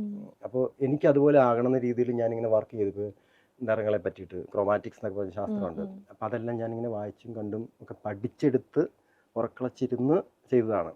അത് ഭയങ്കര എഫേർട്ട് ഉണ്ടായിരുന്നത്. കാരണം ഞാനൊക്കെ വളർന്നു വന്ന ഇപ്പം ഞാനിപ്പോൾ എൻ്റെ ചാനലിലൂടെയൊക്കെ പറയുന്ന കുട്ടികളോട് പറഞ്ഞു കൊടുക്കുന്ന കാര്യം ഇതാണ്: നിങ്ങൾക്ക് വരയ്ക്കാനറിയാം, അല്ലെങ്കിൽ എഴുതാനറിയാം, പറയാനറിയാം, നിങ്ങൾ മക്കളെ തീർച്ചയായും പ്രോത്സാഹിപ്പിക്കണം. കാരണം ഇന്നത്തെ ഒരു കാലത്തെന്ന് പറഞ്ഞാൽ നമ്മൾ പഠിക്കുന്ന കാര്യമോ അല്ലെങ്കിൽ അക്കാദമിക്കലായ ക്വാളിഫിക്കേഷൻസ് ഒന്നും അല്ല നമ്മുടെ കരിയറായി മാറുന്നത്. നേരെ മറിച്ച് അവനൊരു ഇഷ്ടമുള്ളൊരു പാഷൻ ഉണ്ടെങ്കിൽ വളരെ ഇഷ്ടത്തോടെ അത് മാറ്റിയെടുക്കും. അപ്പം അങ്ങനെ ഒരു സാധനമുള്ള, ഇത് നമുക്ക് വേറെ ഒന്നും ഇല്ലടോ, ഇത് മാത്രമേ ഉള്ളൂ സ്കില്ലായിട്ട്. അപ്പം അതിൻ്റെ എല്ലാ സാധ്യതയും അറ്റം വരെ പോകാന്നുള്ളൂ, പഠിച്ചെടുത്താണല്ലോ. ഇപ്പൊ ഇതുപോലത്തെ കഥകളൊക്കെ കൂടുതൽ പറയുന്ന അല്ലെങ്കിൽ വരകളിൽ കൂടുതൽ സംസാരിക്കുന്ന ഒരാളെ സംബന്ധിച്ച് കാണുന്ന എല്ലാ കാഴ്ചകളും പ്രത്യേകം ശ്രദ്ധിക്കുന്നുണ്ടായിരിക്കും. ഇന്ന് രാവിലെ ഇങ്ങോട്ട് വന്ന യാത്രക്കിടയിൽ അങ്ങനെ എന്തൊക്കെ കാര്യങ്ങളാണ് മനസ്സിലുള്ളത് ഇനി പോയി വരയ്ക്കാനായിട്ട്? രാവിലെ ഞാൻ വീട്ടിൽ നിന്ന് ഇറങ്ങുമ്പോൾ അവിടെ നിന്ന് തുടങ്ങാമല്ലോ അല്ലേ, മഴയൊക്കെ ഉണ്ട്. അപ്പം വീടിന്റെ വരാന്തിൽ ഒച്ച വരും. അപ്പൊ എനിക്ക് ഈ മനുഷ്യരുടെ വെട്ടും കുത്തും കൊലയൊക്കെ നമ്മൾ എപ്പോഴും കാണാമല്ലോ. മനുഷ്യരെ കൊള്ള എനിക്ക് കുറച്ച് ഈ മൈന്യൂട്ടായ കാര്യങ്ങൾ ഭയങ്കര ഇൻട്രസ്റ്റ് ആണ്. അതും എന്റെ ക്വസ്റ്റ്യനിലുണ്ട്. അതെന്താ വെച്ചാൽ അത് ആളുകൾ എന്നോട് നീ ഭയങ്കര നല്ല വരയ്ക്കുന്നു, ശബ്ദം നല്ല, അതൊക്കെ പറയുന്നേക്കാൾ കൂടുതലായിട്ട് ദൈവികമായിട്ട് എനിക്ക് തോന്നിയിട്ടുള്ള കാര്യമാണ്. എനിക്ക് ഈ ചെറിയ ചെറിയ കൊമോഡിറ്റീസ് അല്ലെങ്കിൽ ചെറിയ സാധനങ്ങൾ, ഇപ്പോൾ ഇവിടെയുള്ള മൈക്കായാലും ബോക്സ് ആയാലും തൻ്റെ ഫോൺ, ഇങ്ങനെ പല പല കാര്യങ്ങളിൽ ഒരു ലൈഫ് ഉണ്ടെന്ന് എനിക്ക് എവിടെയൊക്കെയോ കാണാൻ പറ്റുന്നത് ഭയങ്കരമായൊരു ഡിവൈനായിട്ട് എനിക്ക് ഭയങ്കര തോന്നിയിരുന്നു. അത് എനിക്കറിയില്ല, അത് ഭയങ്കരമായിട്ട് എനിക്ക് ഉള്ളിലുണ്ട്. അപ്പം എന്ത് കാര്യത്തിലും അപ്പോൾ ചെറിയ ജീവികൾ ഉറുമ്പ് പോലുമായിട്ട് പോലും കമ്മ്യൂണിക്കേറ്റ് ചെയ്യും. അവർക്കൊക്കെ ഇമോഷൻ ഉണ്ട്. അപ്പോൾ ജീവനില്ലാത്ത സാധനത്തിൽ പോലും ജീവനുണ്ടെന്ന് നമ്മളങ്ങ് സങ്കല്പിക്കുക. അപ്പോൾ ചെറിയ ചെറിയ കാര്യങ്ങളിൽ വരുന്ന ആ ചെറിയ കാര്യങ്ങളൊക്കെ ഞാനിങ്ങനെ ഭയങ്കരമായിട്ട് ഒബ്സർവ് ചെയ്യും. കാരണം അതാണ് നമ്മുടെ കണ്ടന്റും കൂടിയാണല്ലോ. അപ്പോൾ രാവിലെ ഞാനിങ്ങനെ വരാന്തയിൽ ഇങ്ങനെ ഇറങ്ങുമ്പോൾ ഒരു ഒച്ച ഉണ്ട്. അപ്പം ഞാനെന്തോ മാമ്പഴം കഴിച്ചുകൊണ്ടിരിക്കുകയാണ്. അപ്പം എൻ്റെ കയ്യിൽ മാമ്പഴം പറ്റിയിട്ടുണ്ട്. അപ്പോൾ എനിക്ക് പെട്ടെന്ന് സ്ട്രൈക്ക് ആയത്, ഇപ്പം ആരെങ്കിലും ഇപ്പം അമ്മയൊക്കെ പുറത്തോട്ട് ഓടി ഇറങ്ങി വരുമ്പോൾ ഇതിന് ചവിട്ടുണ്ടല്ലോ എന്ന് വിചാരിച്ചത്. അപ്പം ഞാൻ ഓടി വന്നിട്ട് ഈ കൈ ഇങ്ങനെ തന്നെ വെച്ചിട്ട് അടുക്കളയിൽ പോയി ഡസ്റ്റ് പാൻ എടുത്ത് ഞാൻ ഇങ്ങനെ കോരി എടുത്തിട്ട്, അപ്പം മുറ്റത്തിൻ്റെ ഇങ്ങനെ ടൈല് വിരിച്ചിട്ട് കുറച്ച് സോഫ്റ്റ് ഏരിയ ഉണ്ട്, അപ്പം മണ്ണിലിട്ട് ഇങ്ങനെ ഇട്ടതാണ്. അപ്പം നമ്മുടെ ഇൻറ്റൻഷൻ ഇതിനെ ചവിട്ടി കൊല്ലണ്ടോ എന്ന് വിചാരിച്ച് എറിഞ്ഞതാണ്. പക്ഷെ എറിഞ്ഞപ്പോൾ ഇച്ചിരി ആയം കൂടിപ്പോയി, അതിൽ നിന്ന് മതിലിൽ പിടിച്ചു. അപ്പൊ നമുക്ക് കേൾക്കാം ഈ എന്റെ ആ ഷെല്ല് വന്ന് പട്ടക്കയെന്ന് പറഞ്ഞ് അടിക്കുന്ന വെച്ച് കേൾക്കാം. അതെനിക്ക് ഭയങ്കര വിഷമമായി പോയി. ഞാൻ വേഗം എന്നിട്ട് തന്നെ ഓടി വന്ന് പുറത്തിറങ്ങി വന്ന് നോക്കി, ഇത് അവിടെ തട്ടി തെറിച്ചങ്ങ് പോയി. അപ്പോൾ ചെടിയുടെ ഇടയ്ക്ക് അവിടെ പോയി. ഞാൻ കുറേ തപ്പിട്ട് കണ്ടില്ല. അതെനിക്കൊരു പെയിനാ. അത് പറഞ്ഞപ്പോൾ ആളുകൾ കണക്ട് ആവില്ല. എനിക്ക് നിൽക്കുന്ന ഭ്രാന്താന്നറിയാം. ഞാൻ ഒച്ചിന്റെ ഒത്തിരി കഥ ചെയ്തിട്ടുണ്ട്. ഒച്ചിന്റെ കഥ, വീടില്ലാത്ത ഒച്ച എന്നൊക്കെ പറഞ്ഞിട്ട്. അപ്പൊ എനിക്ക് ഇവരുമായിട്ട് കണക്ട് ചെയ്യണമെങ്കിൽ എനിക്ക് ഒബ്സർവ് ചെയ്തേ പറ്റും. അപ്പൊ ഇങ്ങനെ കുഞ്ഞു കുഞ്ഞു കാര്യങ്ങളിൽ ശ്രദ്ധിച്ചു. അത് ലൈഫിന്റെ ഭാഗമായി. അപ്പൊ ഇങ്ങനെ ഒത്തിരി കാര്യങ്ങൾ. ഇപ്പൊ ഞാനിപ്പോ വൈറ്റിലേക്ക് എത്തിയപ്പം ഭയങ്കര ബ്ലോക്കാണ്. അപ്പൊ നമ്മൾ ഇവിടെ നിന്ന് തിരിയുന്ന അവിടെ നിന്ന സമയത്ത് ഒരു കാല് വയ്യാത്തൊരു ചേട്ടൻ ഇങ്ങനെ, അപ്പൊ അവിടുന്ന് വരുമ്പോൾ കാണുന്നുണ്ട്. അപ്പൊ കാറിന്റെ അടുത്തെത്തിയപ്പോൾ ആളെ കാണാൻ പറ്റില്ല. അപ്പൊ ആളെവിടെ ഉണ്ടെന്ന് മനസ്സിലായി. ലോട്ടറി വിൽക്കുന്ന ആളാ. അപ്പൊ നേരെ ഒരാളിങ്ങനെ കാല് വയ്യാത്ത കൈ വയ്യാത്ത ഒരാൾ വന്നിട്ട് നേരെ ഭിക്ഷ അയച്ചാൽ ഞാൻ കൊടുക്കില്ല. അപ്പൊ അയാൾ ലോട്ടറി വിറ്റിട്ടാണ് പൈസ ഉണ്ടാക്കണേ. അപ്പൊ എനിക്ക് കണക്ട് ആവും. അപ്പോൾ ഞാൻ വേഗം അപ്പുറത്തൊരു സ്കൂട്ടറിൽ ഒരു ചേട്ടനുണ്ടായിരുന്നു. പുള്ളിയോട് ഞാൻ പറഞ്ഞു, ആൾ ഇവിടെ ഉണ്ടോ എന്ന് നോക്കിയത്. ക്ലാസ് കാത്തിട്ട് ചോദിച്ചു. അപ്പോൾ ഇവിടെ ഉണ്ടെന്ന് പറഞ്ഞു, ഒന്ന് വിളിക്കുമെന്ന് പറഞ്ഞു. അപ്പോൾ പുള്ളി എനിക്കിങ്ങനെ കറക്കിക്കൊണ്ട് വരാൻ താല്പര്യമില്ലായിരുന്നു. ഞാൻ തന്നെ ഇങ്ങനെ ഡോർ തുറന്ന് പുള്ളിയുടെ നിന്ന് ഞാൻ പൈസ കൊടുത്ത് ലോട്ടറി വാങ്ങി. അപ്പോൾ അതൊക്കെ പെട്ടെന്ന് കണക്ട് ആവും എനിക്ക്. അങ്ങനെ ഒരു സഹതാപം ഉള്ളിൽ കിടക്കും. അപ്പോൾ അത് ഈ കുറച്ച് ദയോട് കൂടി എന്നെ കാണാൻ പറ്റുള്ളേ. നമുക്കങ്ങനെ ഭയങ്കരമായിട്ട് ഈ ക്രൂരമായ മനസ്സോടെ കാണാൻ പറ്റില്ല. അപ്പം നമുക്ക് അങ്ങനെ ഒരു ദയൊക്കെ ഇതിന് വരും. അത് എല്ലാം ഇങ്ങനെ വന്നു കയറുന്നതാണ്. ഇപ്പം ഞാൻ ആ ഒച്ചിൻ്റെ കാര്യം പറഞ്ഞാൽ ഇപ്പോൾ ഞാൻ അവിടുന്ന് വീട്ടിൽ നിന്ന് ഇറങ്ങുമ്പോൾ ഞാൻ ചിന്തിക്കുന്നത് അത് എങ്ങോട്ട് പോയി, എന്നാ പറ്റിയെന്ന് ചിന്തിക്കണേ. അത് ആ ഒബ്സർവേഷൻ ഉണ്ട്. അതിൽ നിന്ന് ഇതെല്ലാം വരുള്ളൂ. ചേട്ടൻ്റെ അക്കൗണ്ട് നോക്കുന്ന സമയത്ത് ഞാൻ ഏറ്റവും കൂടുതൽ ശ്രദ്ധിച്ചിട്ടുള്ളതും സ്റ്റോറി തന്നെയാണ്. സ്റ്റോറിയിൽ ഇതുപോലെ പൂമ്പാറ്റ, ഈച്ച, മൊസ്കിറ്റോസ്, ഇതുങ്ങളൊക്കെ എന്ത് സംസാരിക്കുന്നു അല്ലെങ്കിൽ ഇവരുടെ മൈൻഡിൽ എന്താണുള്ളത് അതിനെ പറ്റി ഒരു ക്യാപ്ഷൻ എഴുതില്ലേ, ഭയങ്കര രസമായിട്ട് ഫീൽ ചെയ്തിട്ടുണ്ട്. അതുകൊണ്ട് തന്നെ നമ്മൾ അടുത്തായിട്ട് ഒരു ഗെയിമിലേക്കാണ് പോകുന്നത്. അതാണ് മൈക്രോ ഓർഗാനിസം ഗെയിം. ഞാനിവിടെ കുറച്ച് ഇമേജസ് ഒക്കെ കട്ട് ചെയ്ത് വെച്ചിട്ടുണ്ട്. അപ്പം ഇതിന് ക്യാപ്ഷൻ അടിക്കുറിപ്പ് എഴുതുക എന്നുള്ളതാണ് ടാസ്ക്. ലൈവായിട്ട് കാണുമ്പോൾ എന്താണ് ആദ്യം മനസ്സിലേക്ക് തോന്നുന്നത് എന്നാണ് പറയേണ്ടത്. ഇത് കൊതുകല്ലേ? പുള്ളി ചത്തി കിടക്കുന്നല്ലേ. എൻ്റെ വിധി ഇതായി പോയല്ലോ എന്ന് പുള്ളി പറയണ്ടാവും. ഇപ്പം തല്ലിക്കൊന്ന് കിടക്കുന്ന സമയത്ത് ഞാനിങ്ങനെ നമ്മളെ കടിക്കാൻ പറ്റുന്നതാണല്ലോ. അപ്പൊ എനിക്കിങ്ങനെ തല്ലിക്കൊല്ലാൻ താല്പര്യമില്ല. അപ്പൊ ഞാനിങ്ങനെ ജനലിൻ്റെ അടുത്തോട്ട് ഇങ്ങനെ ഓടിച്ച വിടാറ്. അപ്പൊ പുള്ളി അങ്ങ് പോവില്ലേ. അപ്പൊ പുള്ളി ഒരു ലൈഫ് കിട്ടിയില്ലേ. എന്നിട്ട് ഈ പുള്ളി തന്നെ ഇവനാവണമെന്നില്ല, വീണ്ടും കറങ്ങിയിട്ട് വീണ്ടും കുത്താൻ വരും. അപ്പൊ തല്ലിക്കൊല്ലും. അപ്പൊ അവന്റെ അഹങ്കാരമല്ലേ. അപ്പൊ പുള്ളിയുടെ വിധി ഇതായി പോയി, അടികൊള്ളുക എന്നുള്ള അവന്റെ വിധി, വേറെ പറയാനില്ല. അപ്പൊ അടുത്തത് ഇതൊരു പൂമ്പാറ്റയാണ്. പൂമ്പാറ്റ ഇന്ന് കാര്യമായിട്ട് ഇതിൻ്റെ അകത്ത് തേനില്ലല്ലോ എന്നായിരിക്കും പറയുന്നത്. ഒന്ന് കുടിച്ചിട്ട് പോയി കാണും ചിലപ്പോൾ. ഈച്ചയുടെ കാര്യം പറയുമ്പോഴേ എൻ്റെ മകൻ സിദ്ധു, അപ്പോൾ അവനിങ്ങനെ എൻ്റെ റൂട്ടിലാണ്. അപ്പോൾ ഇങ്ങനെ ഒരു കാര്യം കൂടി പറയട്ടെ. അതായത് ഇങ്ങനെയെല്ലാം ഓരോ കാര്യം പറയുമ്പോണ്ടല്ലോ, ഇതിൻ്റെ പിന്നിലെല്ലാം കുറേ റിസർച്ചുകളുണ്ട് കേട്ടോ, വെറുതെ പറയുന്നതല്ല. അതായത് ഇപ്പോൾ ഈച്ചയുടെ ലൈഫ് എന്താ, ലൈഫ് സൈക്കിൾ എന്താ, ഇപ്പോൾ കൊതുക്, അപ്പോൾ അതിൻ്റെ ഭക്ഷണം, നമ്മൾ വെറുതെ ഒരു കള്ളക്കഥ ഉണ്ടാക്കാനല്ല. കൊതുക് മുട്ടയിടുന്ന കാര്യവും അത് ഞാൻ പഠിച്ചിട്ടാണ് ചെയ്യുന്നത്. അപ്പം എന്നിട്ട് അതിനെ കോമിക്സ് ആക്കാറ്. അപ്പം ഈച്ചയുടെ കാര്യം പറയുകയാണെങ്കിലും ഈച്ച നമ്മുടെ ഭക്ഷണത്തിൽ വന്ന് ഇങ്ങനെ കഴിക്കാൻ വന്നിരിക്കുമ്പം വെറുതെ ഭക്ഷണം കഴിക്കാൻ വരുന്ന അല്ല, അത് പ്രോസസ്സ് അതല്ല. അത് വായിന്നിങ്ങനെ സ്പിറ്റ് ചെയ്തിട്ട് അതൊന്ന് ലൈറ്റ് ചെയ്യും ഫുഡിനെ, എന്നിട്ട് അത് എടുക്കുന്നത്. അപ്പം ഈച്ചനെ നമ്മുടെ വീട്ടിലേക്ക് പലപ്പോഴും കയറുന്ന സമയത്ത് തല്ലിക്കൊല്ലൂല്ലേ. അപ്പം എൻ്റെ മകനിങ്ങനെ പറയും, അതിങ്ങനെ സ്പിറ്റ് ചെയ്ത് അത്രയും കുറച്ച് ഏരിയ ഒന്ന് സോഫ്റ്റ് ആക്കിയിട്ട് അത് കഴിക്കുന്നത്. ഇപ്പം നമ്മൾ എന്തെങ്കിലുമൊക്കെ ഇപ്പം ബ്രെഡൊക്കെ ചായക്കകത്ത് മുക്കി കഴിക്കുന്ന പോലെ കഴിക്കുന്നത്. അപ്പം എൻ്റെ മകന് ഏകദേശം ഈ എൻ്റെ റൂട്ടിൽ പോകുന്ന കാരണം അപ്പം അവൻ പറയും, അപ്പയൊന്ന് നിൽക്കും നോക്കട്ടെ ഇത് എന്നെ ചെയ്യണേ. കാരണം നമ്മൾ ഈ പറഞ്ഞു കൊടുത്ത കാര്യം പ്രാക്ടിക്കലി ആവണമെന്നില്ല. അപ്പോൾ ഇങ്ങനെ ലെൻസ് ഒക്കെ വെച്ചിട്ട് ഇങ്ങനെ നോക്കും, നമുക്ക് കാണാൻ പറ്റുന്ന കാര്യം അതൊക്കെ. അപ്പോൾ ഈച്ച വന്നിരിക്കുമ്പം ഇത് ഇലയിലല്ലേ വന്നിരിക്കുന്നത്. ഇവരുടെ എവിടെന്നെങ്കിലും ഓടിച്ച് വന്നിട്ട് പറന്നു വന്നിരിക്കുന്നതായിരിക്കും. സമാധാനമായിട്ടിരിക്കട്ടെ അവിടെ കുറച്ച് നേരം. രണ്ടുറുമ്പുകൾ. രാവിലെ ഞാൻ വന്ന് നോക്കിയാളെ. അപ്പോൾ ഒരു മതിലിൻ്റെ പൊക്കത്ത് കുറച്ച് ഉറുമ്പുകളൊക്കെ ഉണ്ടായിരുന്നു. അപ്പം രാവിലെ എഴുന്നേക്കുമ്പോൾ കുറച്ച് നേരത്തെ പരിപാടി ഇതാണ്. സ്റ്റോറി ഇടണല്ലോ, ഇൻസ്റ്റാഗ്രാം സ്റ്റോറി ആളുകൾ എപ്പോഴും ചോദിക്കും. അപ്പം ഈ ഉറുമ്പുകളുടെ ഒരു പ്രോസസ്സ് എന്ന് വെച്ചാൽ ഇവരിങ്ങനെ ഹോർമോൺസ് എക്സ്ചേഞ്ച് ചെയ്ത് ഇങ്ങനെ പോകും. അപ്പോൾ എന്തെങ്കിലുമൊക്കെ അവരുടെ കയ്യിൽ ബാഗേജ് ഉണ്ടാവും. അപ്പോൾ ഇങ്ങനെ പോകുന്ന സമയത്ത് ഇവരുടെ കൂട്ടത്തിൽ കുറച്ച് സെക്യൂരിറ്റി ഗാർഡ്സ് ഉണ്ടാവും. ഇങ്ങനെ നടന്നു പോകുമ്പം ഈ എക്സ്റ്റേണൽ ആയിട്ടുള്ള എന്തെങ്കിലും വന്ന് നോക്കുന്നുണ്ടോ, എന്തെങ്കിലും ഡിസ്റ്റർബൻസ് ഉണ്ടോ എന്ന് നോക്കാൻ വേണ്ടി ഒന്നാണ്ട് നോക്കിയൊക്കെ മനസ്സിലാവും അത്. അപ്പം നമ്മളിങ്ങനെ അടുത്ത് ഫോട്ടോയ്ക്ക് എടുക്കാൻ വന്ന സമയത്ത് 1-2 പേര് വിജിലൻ്റ് ആവും. പെട്ടെന്ന് ഇങ്ങനെ നോക്കി ഇങ്ങനെ തറപ്പിച്ച് നോക്കും നമ്മളെ. സീരിയസ്ലി നമ്മൾ നോക്കും, എന്നാ നോക്കും. അപ്പോൾ അതൊക്കെ ഞാൻ എടുത്ത് ഇങ്ങനെ ഇടാറുണ്ട്. അപ്പോൾ അത് ഭയങ്കര സൂക്ഷിച്ച് നോക്കിയാൽ മനസ്സിലാവുന്ന കാര്യമാണ്. ഈ ഒരാളങ്ങനെ നമ്മൾ നോക്കി, ഇപ്പം നമ്മളിപ്പോൾ സ്റ്റഡി ആയിട്ട് മൂവ്മെൻറ്റ്സ് ഒന്നും അല്ലെങ്കിൽ പുള്ളി പ്രത്യേകത നമുക്ക് അറ്റാക്ക് ഒന്നും വരില്ല എന്ന് പറഞ്ഞ് പുള്ളിയുടെ വഴിക്ക് പോകും. ഒന്ന് നമ്മൾ അണങ്ങി കഴിഞ്ഞാൽ അവൻ വെട്ടിത്തിരിഞ്ഞ് പിന്നെ നോക്കും. അങ്ങനെ കുറച്ച് പ്രോസസ്സൊക്കെ നടക്കുന്നത്. അപ്പം ഇങ്ങനെ പോകുന്ന സമയത്ത് ആരെങ്കിലും വരുന്നുണ്ടാ നോക്കി നോക്കി പോണേ എന്നൊക്കെ പറയുന്നത്. ഇത് ഞാൻ എടുത്തതിന് പിന്നില് കഴിഞ്ഞ ദിവസം ഞാനൊരു സാധനം കണ്ടു. ആരാടാ നിന്റെ ആൻറ്റ്? ആൻറ്റി എന്നുള്ളത് ടി ക്യാപിറ്റലായിരുന്നു. ആരാ നിന്റെ ആൻറ്റി എന്നാണ്. അപ്പൊ അതിൻ്റെ അകത്തൊരു സ്ത്രീ അത് എന്താ പറയുക മോശമായിട്ട് കണ്ടു. ആൻറ്റി ആരെ വിളിച്ചാടാ മതി. അങ്ങനത്തെ കമന്റ്സ് ഒക്കെ വരും അല്ലേ നമ്മളിങ്ങനെ ഇടുമ്പോ? കമന്റുകൾ ഒത്തിരി വരുമല്ലേ. ഈ തമാശയാണേലും അതിനെ ആൾക്കാർ കുറച്ച് സീരിയസ് ആക്കി കണക്ട് ആവില്ല നമുക്ക്. ഇപ്പൊ നമ്മൾ ഉദ്ദേശിക്കുന്ന ഒരു തമാശ ഇപ്പൊ ഈ ബോഡി ഷേമിങ്ങും ഇതൊക്കെ ഉള്ള കാലഘട്ടമല്ലേ. ഇപ്പൊ എന്തെങ്കിലുമൊക്കെ പറഞ്ഞു കഴിഞ്ഞപ്പോ ഞാനൊരു വീഡിയോയില് ഒരു ഗ്യാസ് കുറ്റി, തടിച്ച ഗ്യാസ് കുറ്റി എന്ന് പറഞ്ഞിട്ട് അങ്ങനെ ബോഡി ഷെയിം ചെയ്യേണ്ടിയിരുന്നില്ല എന്നൊക്കെ പറഞ്ഞു. കാരണം നമ്മൾ പറയുന്ന കഥ എങ്ങനെയല്ലേ. അപ്പോൾ പൊട്ടുകുറ്റിയോട് പ്രണയമുള്ള ഒരു ഗ്യാസ് കുറ്റി, അല്ല പൊട്ടുകുറ്റിയെ ഫ്ലർട്ട് ചെയ്യുന്ന ഗ്യാസ് കുറ്റി എന്നാ പറഞ്ഞത്. അപ്പം ഗ്യാസ് കുറ്റി തടിയനായതുകൊണ്ട് അവള് റിജക്ട് ചെയ്തു എന്നാ പറഞ്ഞത്. ചേട്ടാ തടിയനാന്ന് പരിഗണിക്കേണ്ട കാര്യമില്ല, ഒരുപാട് തടിയന്മാരിൽ വരില്ലേ, ബോഡി ഷേമിങ് ആയി പോയി എന്ന് പറഞ്ഞു. അതൊക്കെ കേട്ടൊന്നും ഞാൻ അങ്ങനെയൊക്കെ കാര്യങ്ങളൊക്കെ നടക്കും. ഇതെനിക്ക് ഭയങ്കര പ്രിയപ്പെട്ട ഒരു ജീവിയാണ് ഇത്. എനിക്ക് മനസ്സറിയായിരുന്നു, അതുകൊണ്ട് ഞാൻ അട്ട എടുത്തത്. ഇത് ഭയങ്കര സെൻസിറ്റീവ് ആണ്. തൊട്ടാ പുള്ളി വിഷമിച്ചു പോകും. പുള്ളി ഇങ്ങനെ പോണ സമയത്ത് പുള്ളി ഒരു ഡിസ്റ്റർബൻസും ആഗ്രഹിക്കാത്ത വ്യക്തിയാണ്. പുള്ളി ഇങ്ങനെ പോകുമ്പോൾ നമ്മളൊന്ന് തൊടാനോ അല്ലെങ്കിൽ എന്തെങ്കിലും രീതിയിൽ പുല്ല് തട്ടി ഏതെങ്കിലും രീതിക്ക് പുള്ളിക്ക് ഒരു ഡിസ്റ്റർബൻസ് ഫീൽ ചെയ്യാതെ അപ്പണിച്ചുണ്ട്.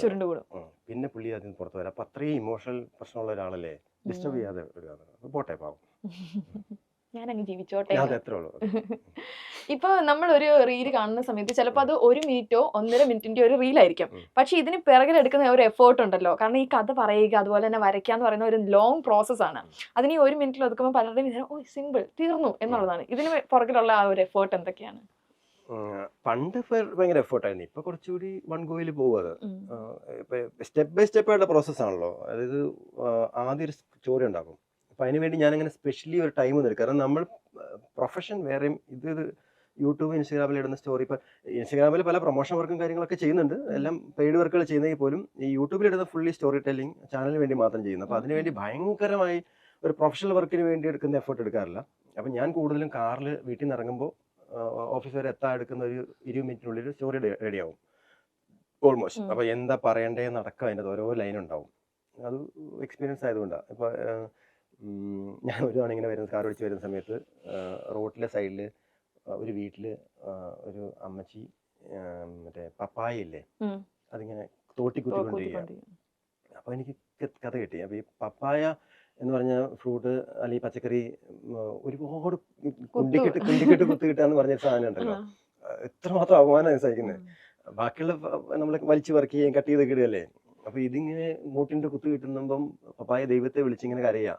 ഇത് മാത്രം നമ്മൾ എന്താ ചെയ്തത്? ഇത്രയും രാവിലെ ഇറങ്ങി കുത്തിക്കൊണ്ടിരിക്കും, അത് മൂടിടിച്ച് വീഴുന്നതും. അപ്പം ഇത്രയും സങ്കടം, ഇത്രയും ഒരു ദുരിതം ഞങ്ങൾക്ക് തരേണ്ടിയിരുന്നില്ല എന്ന് പറഞ്ഞു.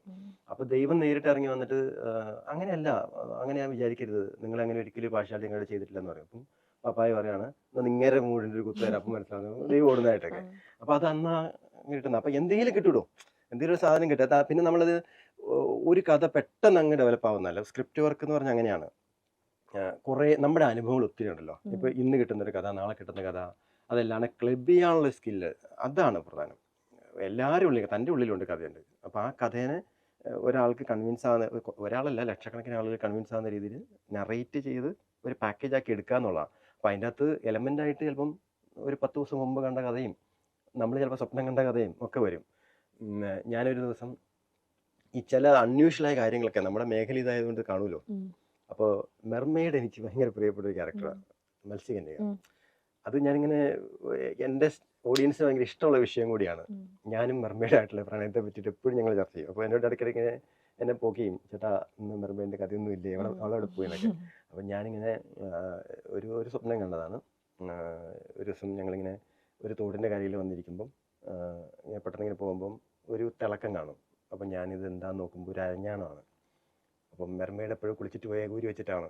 അപ്പം ഞാനിങ്ങനെ ഈ അരഞ്ഞാണെന്ന് മനസ്സിലായി. ഞാനിതിങ്ങനെ നോക്കിക്കൊണ്ടിരിക്കാൻ കുറച്ച് സമയം പെട്ടെന്ന് പൊങ്ങി വരും. ഇവിടെ ഒരു അരഞ്ഞാണം വെച്ച് കിട്ടിയ, അപ്പം ഞാൻ കൊടുക്കൂല. അപ്പം ഞാൻ ഇങ്ങനെ ഒളിപ്പിച്ച് വെക്കും. ഇല്ല കിട്ടിയില്ലെന്ന് പറയും. അപ്പോൾ എൻ്റെ ഒരു അരഞ്ഞാണം ഞാൻ വെച്ചിട്ടുണ്ടായിരുന്നു. പിന്നെ ഞാൻ അവൾ തപ്പിക്കൊണ്ടിരിക്കുമ്പോൾ ഞാനും കൂടെ തപ്പാൻ തോന്നും. അപ്പോൾ കുറച്ച് കഴിയുമ്പം ഇൻട്രസ്റ്റിംഗ് ആവുമല്ലോ. പിന്നെ ഞാൻ ഇവിടെ നിന്ന് കിട്ടിയ പോലെ എടുത്തിങ്ങനെ കൊടുക്കും. അപ്പം കുറേ നേരം ഞാൻ തപ്പിയിട്ടാണ്. അപ്പോൾ എന്നോട് ഇങ്ങനെ ഇടയ്ക്ക് പറയുന്നുണ്ട്, രാത്രി ചേട്ടൻ വേണേൽ പൊയ്ക്കോ, ഞാൻ തപ്പിയിട്ട് പോകോളാം എന്ന് പറഞ്ഞാൽ കുഴപ്പമില്ല എന്ന് പറയും. എന്നിട്ട് കുറേ കഴിഞ്ഞാൽ എടുത്ത് കൊടുക്കും. അപ്പം ഞങ്ങൾ തമ്മിൽ കണക്ഷൻ ആവും. അപ്പോൾ ഇതൊരു വലിയ സ്റ്റോറി ആയിട്ട് ഒരു സീരീസ് ആയിട്ട് ഞാൻ ചെയ്തിട്ടുണ്ടായിരുന്നു. ഇങ്ങനെ ചേമ്പിലയിലെ കുഞ്ഞു വെള്ളത്തിൽ എന്നെ മെർമെയ്ഡ് കൊണ്ട് കുളിപ്പിക്കുന്നതും അങ്ങനെയൊക്കെ. അപ്പോൾ ഇങ്ങനെ ഇൻട്രസ്റ്റിംഗ് ആയ കുറേ സാധനങ്ങൾ ഇങ്ങനെ വരും. അപ്പോൾ അതിൻ്റെ അകത്തൊരു കാര്യമാണ് ഈ ചെറിയ ചെറിയ ജീവികളും കാര്യങ്ങളൊക്കെ. ഈ ഒരു ചിന്ത പോകണ ഭയങ്കര രസമാണല്ലേ. കാരണം നമ്മള് ഇപ്പം ഇതൊരു സാങ്കല്പിക സാധനമാണല്ലോ മെർമെയ്ഡ് എന്നൊക്കെ പറയുന്നത്. അതുമായിട്ട് ഇങ്ങനെ ഒരു കഥ ഉണ്ടാക്കാം. അല്ലെങ്കിൽ ശരിക്കും ഈ കോണ്ടന്റിന് എപ്പോഴും ദാരിദ്ര്യം ഫീൽ ചെയ്യാറുണ്ടോ കഥകൾക്ക്? ഒരിക്കലും ഇല്ല. അങ്ങനെ എനിക്ക് സമയം കിട്ടാത്തതിൻ്റെ ഉള്ളൂ. അത് കണ്ടന്റിന് ഇതുവരെ ദാരിദ്ര്യം ഉണ്ടായിട്ടില്ല. നമ്മുടെ പെട്ടിക്ക് ഇതുവരെ കാഴ്ചകൾ കാണുന്നതുകൊണ്ട് തന്നെ അതിങ്ങനെ വന്നുകൊണ്ടേയിരിക്കും. എന്തെങ്കിലും കഴിഞ്ഞ ദിവസം ഇതുപോലെ ഞാൻ കണ്ടിട്ടുണ്ടായിരുന്നു ഗപ്പി മോളുടെ പ്രസവം. അതിന്റെ ആ ഒരു തോട്ട് പ്രോസസ് എങ്ങനെയായിരുന്നു?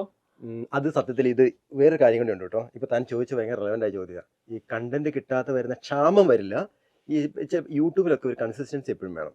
റെഗുലറായി വീഡിയോ കൊടുക്കുക. അതിന്റെ അൽഗോരിതം അങ്ങനെയാണല്ലോ. അപ്പൊ ചില സമയത്ത് ചിലപ്പോൾ ഇന്നിപ്പോൾ ഞാൻ ചെയ്യാൻ ഉദ്ദേശിക്കുന്ന വീഡിയോ ചിലപ്പോൾ ഇന്ന് വർക്കാവില്ലായിരിക്കും.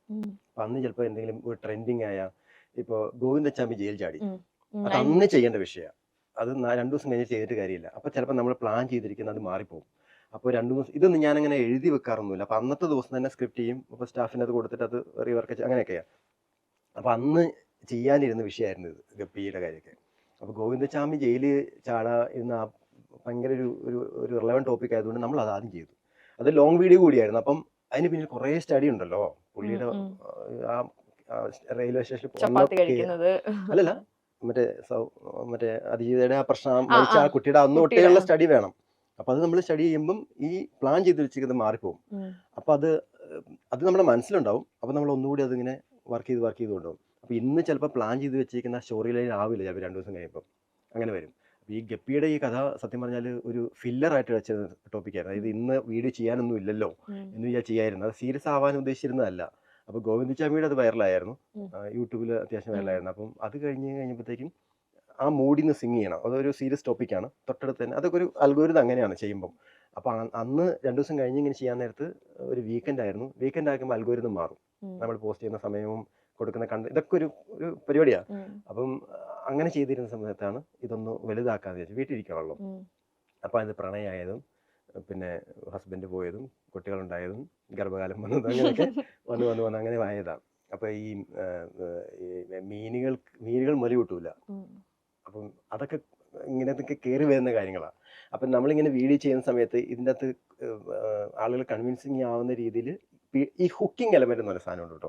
നമ്മൾ വീഡിയോയുടെ ഓരോ ജംഗ്ഷനിൽ കണക്ട് ചെയ്യുന്ന ഒരു ഡയലോഗായിട്ടോ, ഇപ്പം അന്ന് മെഡിക്കൽ കോളേജിൽ മറ്റേ ഉപകരണങ്ങളില്ലാത്ത വിഷയമായിരുന്നു കാര്യം. അപ്പോൾ ഈ കഥ തുടങ്ങുമ്പോൾ അതിനകത്ത് വെറുതെ ഒരു ഡയലോഗ് ഉണ്ടായിരുന്നു, പ്രസവിക്കാൻ എവിടെ പോകേണ്ടത് മെഡിക്കൽ കോളേജിൽ പോകരുതെന്ന് പറയുന്ന കാര്യം. അപ്പം അത് കണക്ട് ആവും. അപ്പോൾ ഈ സാധനത്തിന് വേണ്ടി മാത്രമേ ഞാൻ ഒന്ന് വർക്ക് ചെയ്യാനിരിക്കാറുള്ളൂ. ബാക്കി എല്ലാം ഇങ്ങനെ വന്നുകൊണ്ടിരിക്കും എനിക്ക്. അത് കുറേ കാലമായില്ലേ. അപ്പം ഈ ഓഡിയൻസിന് എന്താ വേണ്ടതെന്ന് എനിക്ക് ഏകദേശം അറിയാം. അതുപോലെ തന്നെ നമ്മളിപ്പം പുതിയ കാലത്തിനുമായിട്ട് മീൻസ് നമ്മൾ ഈ ഒരു ഫീൽഡിൽ നിൽക്കുന്നതുകൊണ്ട് തന്നെ ഒരു ആർട്ടിസ്റ്റ് ആണ്, അതുപോലെ തന്നെ സോഷ്യൽ മീഡിയയിലാണ് കൂടുതൽ സമയം സ്പെൻഡ് ചെയ്യുന്നത്. അതുകൊണ്ട് തന്നെ എപ്പോഴും അപ്ഡേറ്റ് ആയിക്കൊണ്ടിരിക്കണം, അതുപോലെ തന്നെ പുതിയ ടൂൾസിനെ പറ്റി അറിയണം എന്നൊക്കെ ഉള്ളതില്ലേ. ഈ ഒരു ആർട്ടിസ്റ്റ് മേഖലയിൽ അല്ലെങ്കിൽ വരയുടെ മേഖലയിൽ എന്തൊക്കെ അപ്ഡേഷൻസ് ആണ് എപ്പോഴും സ്വയം നൽകിക്കൊണ്ടിരിക്കുന്നത്? വര എപ്പോഴും നമ്മൾ ഇപ്പം ഞാൻ മുമ്പ് പറഞ്ഞ കാര്യം തന്നെയാണ്. എൻ്റെ ഒരു വീഡിയോ ആളുകളിലേക്ക് കൂടുതൽ റീച്ച് ആവുന്നില്ലെങ്കിൽ അപ്പം ഞാൻ പഠിക്കും അത് എന്തായിരിക്കും കാരണം. ഇപ്പം നമ്മൾ ചെയ്യുന്ന മെത്തേഡിൻ്റെ കുഴപ്പമാണോ പാറ്റേണിൻ്റെ പ്രശ്നം പഠിക്കും അത്. അത് എന്തെങ്കിലും മാറ്റങ്ങൾ വരുത്താൻ വേണ്ടി നമ്മൾ ശ്രദ്ധിക്കും. ഇപ്പോൾ മൊത്തം ഡിജിറ്റലായി മാറിക്കഴിയുമ്പം നമ്മളതനുസരിച്ച് അപ്ഡേഷൻസ് എന്തായാലും ഉണ്ടാവും. ഇപ്പോൾ ഞാൻ ഈ കാർട്ടൂൺ അക്കാദമിയിൽ അംഗമായതുകൊണ്ട് തന്നെ നമുക്ക് ഇടയ്ക്കിടയ്ക്ക് സ്കിൽ ക്ലാസ്സുകളൊക്കെ ഉണ്ടാവും. ഈ കഴിഞ്ഞ ദിവസം തന്നെ എസ് സോമനാഥ് സാറ്, മുൻ ISR ചെയർമാൻ, അദ്ദേഹം അധ്യക്ഷനായിട്ടുള്ളൊരു AI പറ്റിയുള്ള സ്റ്റഡി ഉണ്ടായിരുന്നു. അപ്പോൾ നമ്മളിത് മാറി നിൽക്കുകയല്ല ചെയ്യുന്നത്, നമ്മളിപ്പോഴും അതിൻ്റെ കൂടെ തന്നെയാണ്. ഇപ്പോൾ AI വന്ന ശേഷം, ആർട്ടിഫിഷ്യൽ ഇൻ്റലിജൻസ് വന്ന ശേഷം വരയിൽ ഒരുപാട് നമ്മളെ അസിസ്റ്റ് ചെയ്യാണ്ട് ഒരുപാട് ഹെൽപ്പ് കിട്ടുന്നുണ്ട്. കാലത്തിനനുസരിച്ചുള്ള മാറ്റങ്ങളല്ലേ ഇത്. അപ്പോൾ അത് ഞങ്ങൾ അഡാപ്റ്റ് ചെയ്യും. ഞങ്ങൾ കൂടുതലും ഡിജിറ്റലായിട്ടാണ് വരയ്ക്കുന്നത്. അപ്പം അതിൻ്റെ അകത്ത് എല്ലാ കാര്യങ്ങളിലും നമുക്ക് ഇതിൻ്റെ സപ്പോർട്ട് എടുക്കുന്ന മാക്സിമം നമ്മൾ എടുക്കും. നമ്മുടെ സ്റ്റാഫിൻ്റെ അടുത്തായാലും അതിന് വേണ്ട രീതിയിലുള്ള അപ്ഡേഷൻസ് നമ്മൾ എടുത്തുകൊണ്ടിരിക്കും. പഠിക്കുന്നുണ്ട് എപ്പോഴും. അത് വേണം ഇന്നത്തെ കാലത്ത്. ഇപ്പോൾ ഞാൻ ആദ്യം തുടങ്ങിയ കാര്യം പറഞ്ഞില്ലേ, പണ്ടത്തെ ഈ ആർട്ടിസ്റ്റ് എന്ന് പറയുമ്പോൾ പെട്ടെന്ന് ആദ്യം മനസ്സിൽ വരുന്നത് പെയിൻറ്റും ബക്കറ്റ് എടുത്ത് ഇങ്ങനെ മതിൽ വരയ്ക്കുന്നതല്ലേ. അപ്പോൾ എനിക്ക് ഒട്ടും താല്പര്യമില്ലാത്ത, അവരെ എഴുതി പറഞ്ഞതല്ല, അതിപ്പോഴും നടക്കുന്ന പ്രൊഫഷൻ തന്നെയാണ്. പക്ഷെ അതിൽ നിന്നും കുറച്ചുകൂടി നെക്സ്റ്റ് ലെവലിലേക്ക് പോകാനുള്ള എല്ലാ ഇനിഷ്യേറ്റീവും നമ്മൾ എടുക്കുന്നുണ്ട്. ഇപ്പോൾ നമ്മൾ ഈ ആനിമേഷൻസ് ഒക്കെ ചെയ്യുന്ന സമയത്ത് ഇപ്പം ഒരുപാട് നമ്മളെ ഈ ബ്രാൻഡുകൾ ഞങ്ങൾ എടുത്ത് വരും. അപ്പോൾ ഇങ്ങനെയാണ് വേണ്ടത്, അങ്ങനെ വേണ്ടെന്ന് നമ്മൾ പറയും. ചിലപ്പോൾ ചില വീഡിയോസൊക്കെ റെഫറൻസ് കാണിച്ച് ഇതുപോലത്തെ ഒരു വീഡിയോ ഒക്കെ ഞങ്ങൾക്ക് വേണ്ടെന്ന് വന്ന് പറയും. അപ്പം നമ്മൾ അപ്പോൾ ചിലപ്പോൾ വലിയ ബ്രാൻഡ് ചെയ്തൊരു വർക്കൊക്കെ ആയിരിക്കും. നമുക്ക് ചെയ്യാൻ പറ്റുമോ എന്നുള്ളത് നമ്മൾ നോക്കണം. അതിൻ്റെ പോസിബിലിറ്റി മാറ്റി എല്ലാ രീതിയും നമ്മൾ നോക്കും. അത് വേണമല്ലോ. അതിൽ പഠനങ്ങൾ എപ്പോഴും നന്നായി നടക്കാറുണ്ട്.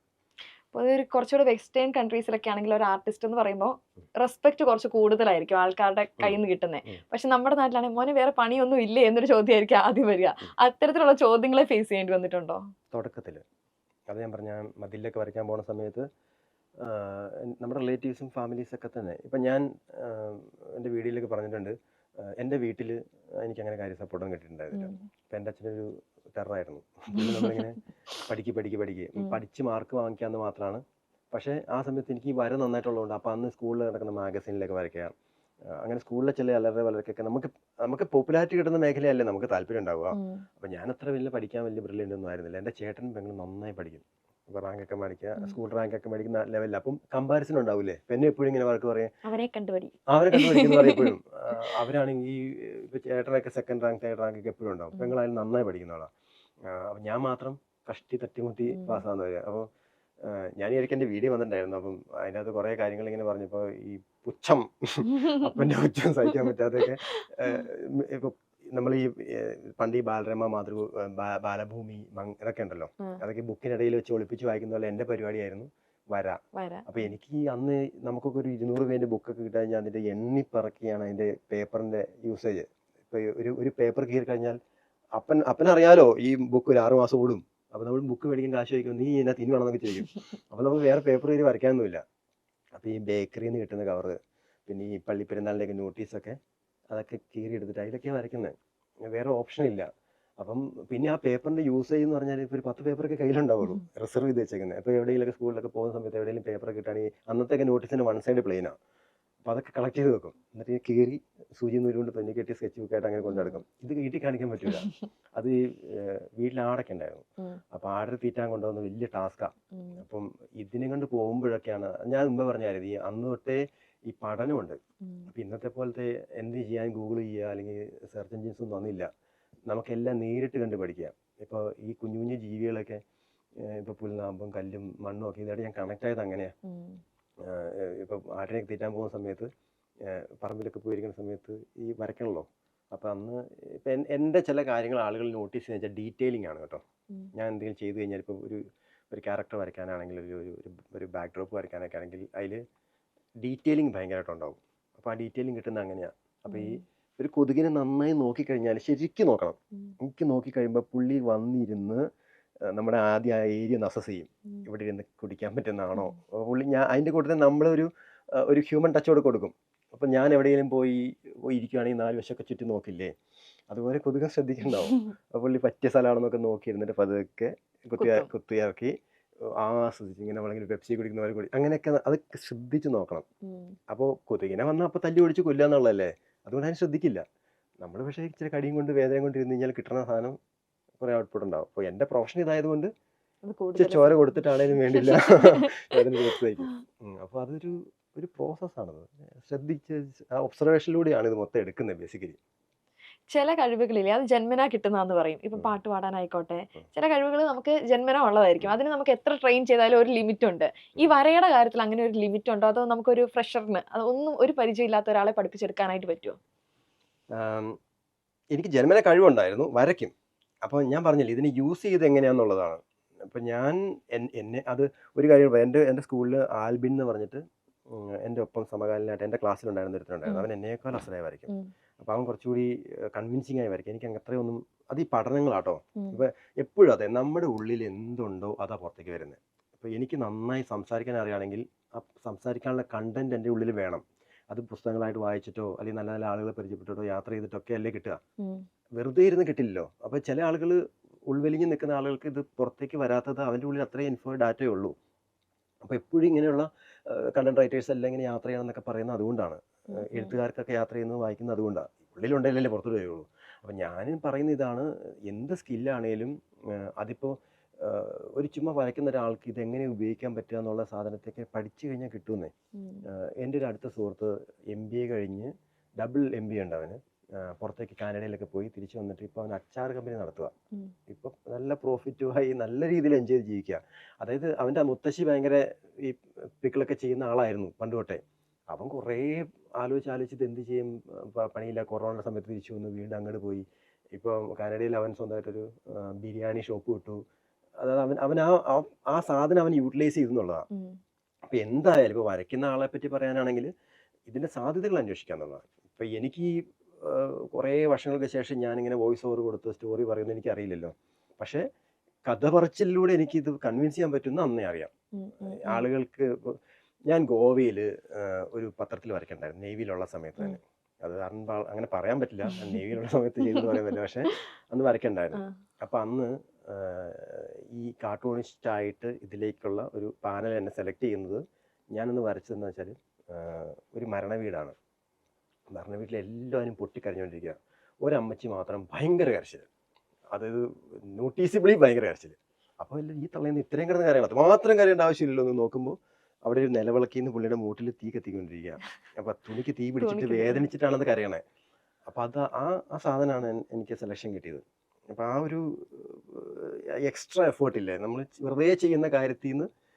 ഇപ്പോൾ ഒരു 10 പേരൊരു കാര്യം ചെയ്യുന്നുണ്ട്, 10 പാട്ടുകാർ 10 വരക്കാരുണ്ടെങ്കിൽ ആ 10-ൽ 10ാമനായിട്ട് ഒരു പെക്യുലാരിറ്റി അവന് വേണം, ഒന്ന് ഔട്ട്സ്റ്റാൻഡ് ചെയ്യാൻ. അതിന് വേണ്ടിയിട്ടൊരു എഫേർട്ട് ഞാൻ ഭയങ്കരമായിട്ട് എടുത്തിട്ടുണ്ട്. അത് ഉറക്കളച്ചിട്ടായാലും അത് നമ്മളിപ്പോൾ വെറുതെ, ഇപ്പോൾ ഞാൻ തൻ്റെ ഒരു കാരിക്കേച്ചർ വരച്ചു തരാണ്, എൻ്റെ വരയ്ക്ക് എന്താ പ്രത്യേകത, ഇവൻ്റെ വരയ്ക്ക് ഒരു ക്യൂട്ട്നെസ് ഉണ്ടല്ലോ എന്ന സാധനം. നമ്മുടെ ക്യാരക്ടറൊക്കെ ഒരു എക്സ്ട്രാ ക്യൂട്ട്നെസ് കൂടി ഒരു 2 പൊടി ഇച്ചിരി പൗഡർ കൂടി വരും. അപ്പോൾ അങ്ങനെ സാധനം ഭയങ്കരമായിട്ട് വരും. എനിക്ക് പൗഡർ കൂടുതലിട്ട് ഒരു ഫോട്ടോ വേണം. ഒരു പാഷനെ പ്രൊഫഷൻ ആക്കി മാറ്റിയപ്പോൾ ലൈഫിലുണ്ടായിരുന്ന ഒരു മേജർ ചേഞ്ച് എന്താണ്? എല്ലാം ചേഞ്ചാണ്, ഭയങ്കര ചേഞ്ച്. എന്ന് വെച്ചാൽ അക്സെപ്റ്റൻസ് ഭയങ്കരമായിട്ടുണ്ട്. ഇപ്പോൾ ഞാൻ നേവിയിലുള്ള സമയത്ത് അവിടുത്തെ പ്രൊഫഷൻ കുറച്ച് സൊഫിസ്റ്റിക്കേറ്റഡ് ആണ്, അത് ഒരു ബൗണ്ടറിയിലുള്ളതല്ലേ. അപ്പോൾ കുറേ ആളുകൾ പറയുന്നത് കേൾക്കുക, അനുസരിക്കുക, പിന്നെ ഒരു സിസ്റ്റമാറ്റിക് ആയിട്ട് പോകുന്ന അഡ്വാൻറ്റേജ് ഒക്കെ ഉള്ളതെങ്കിൽ പോലും നമ്മൾ 4 ആളും ഒരു for the sake of goodness accept ചെയ്യാന്ന് പറഞ്ഞൊരു കാര്യമല്ലേ.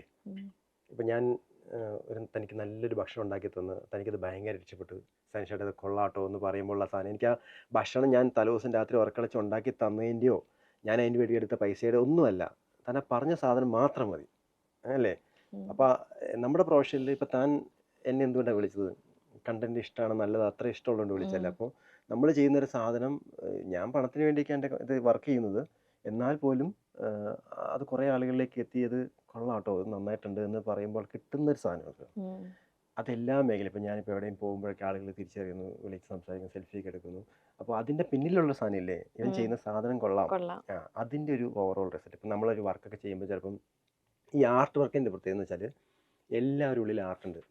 ഇപ്പം നമ്മളൊരു ഡ്രസ്സ് എടുക്കുമ്പോൾ എനിക്ക് ഇന്ന കളർ വേണം, അല്ലെങ്കിൽ എന്തിലുണ്ട്, നിറത്തിൻ്റെ കാര്യത്തിലും സൈസിൻ്റെ കാര്യത്തിലും എനിക്ക് തനിക്കിപ്പോൾ അങ്ങനെ ഒരു സാധനമല്ലോ, എനിക്കിത് സാധനം വാങ്ങും, ഇന്ന വേണം, എൻ്റെ വീടിൻ്റെ പെയിൻറ്റ് ഇത് വേണം, കാർ ഇങ്ങനെ വേണം, അവരെല്ലാം ആർട്ടല്ലേ, ചോയ്സ് ഉണ്ടല്ലേ. മറ്റ് പ്രൊഫഷൻ പോലെ ഇപ്പോൾ ഞാനൊരു മെഡിസിൻ മേടിക്കാൻ പോകുകയാണെങ്കിൽ എനിക്കിത് കിട്ടുള്ളൂ, എന്ത് മേടിക്കുമ്പോഴും അതെ. പക്ഷേ ആർട്ടിൻ്റെ കാര്യത്തിൽ കുറേ ചോയ്സുകളുണ്ട്, അല്ലെങ്കിൽ ഇഷ്ടങ്ങൾ നമ്മൾ എല്ലാവരും ഉള്ളിലുണ്ട്.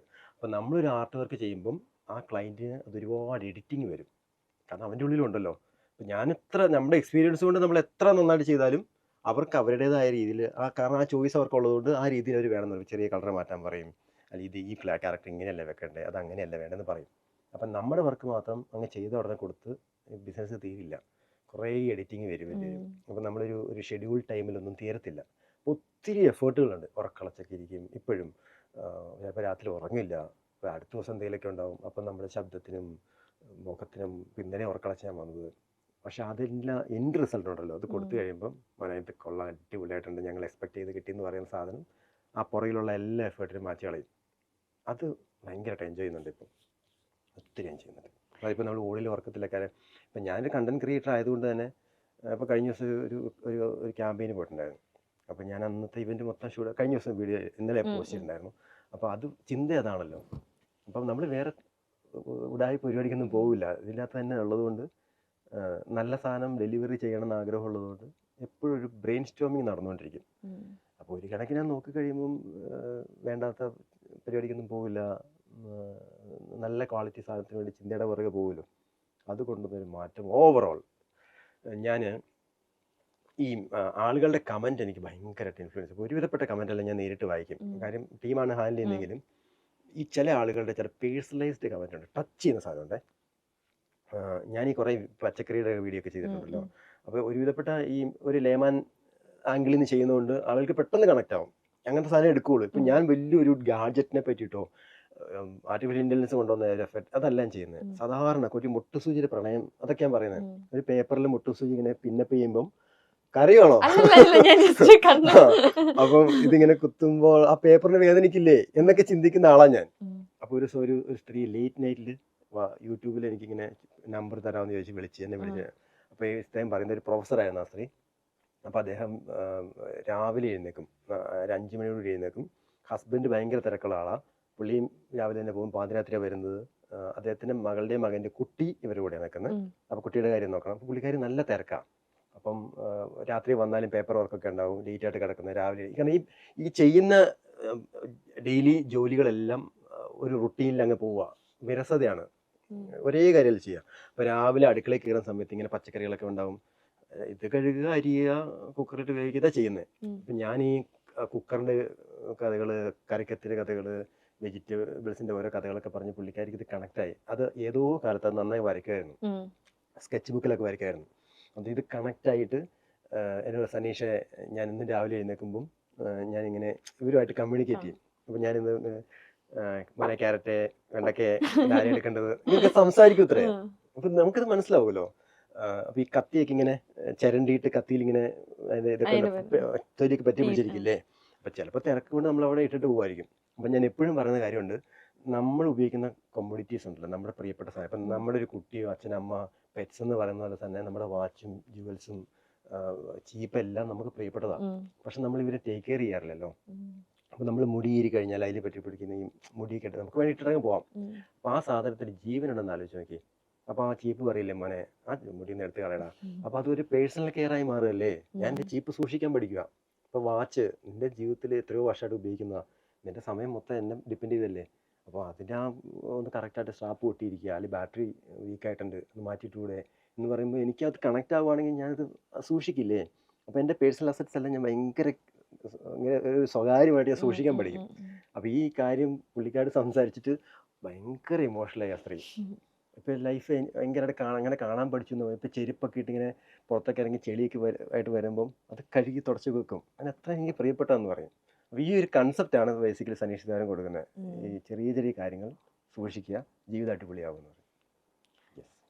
ആ ഒരു കൺസെപ്റ്റോട് കൂടി മുന്നോട്ട് പോകാൻ പറ്റട്ടെ. ഇനി ഒരുപാട് കഥകൾ പറയാനായിട്ട് പറ്റട്ടെ, മറ്റുള്ളവർക്ക് കണക്ട് ആവുന്ന, തലവരെ മാറുന്ന വരകൾ ഇനിയും തുടരട്ടെ. താങ്ക് യു സോ മച്ച് ചേട്ടാ. നിങ്ങളുടെ വിളിച്ചതിലും നന്നായി സംസാരിച്ച് ഇൻട്രാക്ട് ചെയ്യാൻ പറ്റിയത് ഒത്തിരി സന്തോഷം. ഒരുപാട് കാര്യങ്ങൾ പറയാൻ പറ്റിയതിലും. അതുപോലെ താങ്കളോടും പറയാനുള്ളത് ഈ ഒരു പ്രോസസ്സ് തുടരുക, ഒരുപാട് ആളിലേക്ക് ശബ്ദം എത്തട്ടെ. എല്ലാ നന്മകളും നേരുന്നു. Thank you.